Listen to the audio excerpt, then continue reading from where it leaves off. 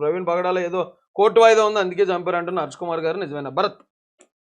ఇప్పుడు హర్ష్ కుమార్ గారు అది చూశాను నేను. ఆయన ఏమంటున్నాడు, కోర్టులో ఏదో కేసు వేశారు యాంటీ కన్వర్షన్ బిల్ మీద. దాంట్లో ఆ కేసులో ఈయన ఇంప్లీడ్ అయ్యారు. ఇంప్లీడ్ అవ్వడం అంటే ఆల్రెడీ ఎవరో కేసు ఫైల్ చేశారు, దానిలో ఈయన కూడా జాయిన్ అయ్యారు. అంటే కేసు వేసిన వాళ్ళు వేరే ఉన్నారు ముఖ్యమైన వాళ్ళు, దాంట్లో ఈయన జాయిన్ అయ్యారు.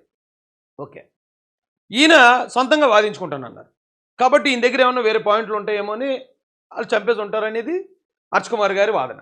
అది ఎక్కడ, హైదరాబాద్ అవుట్స్కట్స్లో ఉత్తరప్రదేశ్ గ్యాంగ్ కిడ్నాప్ చేసి చంపేసిందన్నారు. దానికి కారణం ఆర్ఎస్ఎస్ అని ఎవరెద్దరు, అశ్విని ఉపాధ్యాయ, అశ్విని దూబే, ఇద్దరు పేర్లు కూడా చెప్పాడు ఆయన.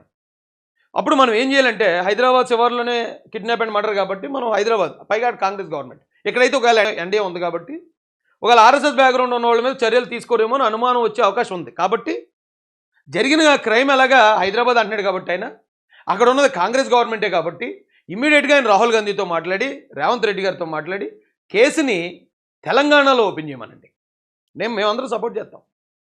ఎప్పుడు రమ్మంటే అక్కడికి, ఏ ధర్నాకు కాలితే, ఏ నిరసన కాలితే అక్కడికి హైదరాబాద్ మేము వస్తాం, మనం నిరసన తెలియజేద్దాం, ధర్నా చేద్దాం.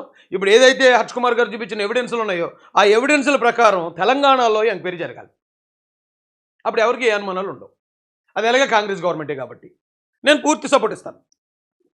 నా ఫుల్ సపోర్టు హర్ష్ కుమార్ గారికి ఇస్తాను.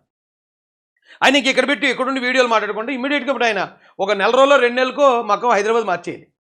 హైదరాబాద్ మార్చేసి ఆ రేవంత్ రెడ్డి గారిని కలిసి అక్కడ ఒక కేసు అర్జెంట్గా ఒక ఎఫ్ఐఆర్ రిజిస్టర్ చేసి మళ్ళీ ఒకసారి రీపోస్ట్ మార్టం చేయించి, ఆర్ఎస్ఎస్ వాళ్ళు ఎవరైతే ఉన్నారో ఈయన అనుమానించే వాళ్ళు ఎవరైనా వాళ్ళ యాక్టివిటీస్ మీద పక్కాగా దృష్టి పెట్టించి, అవసరమైతే రాహుల్ గాంధీ గారిని కూడా దింపి అక్కడికి ఇది చేయాల్సిందిగా నేను రిక్వెస్ట్ చేస్తున్నాను. నేను సపోర్ట్ చేస్తాను, నా ఫుల్ సపోర్ట్ ఇస్తాను.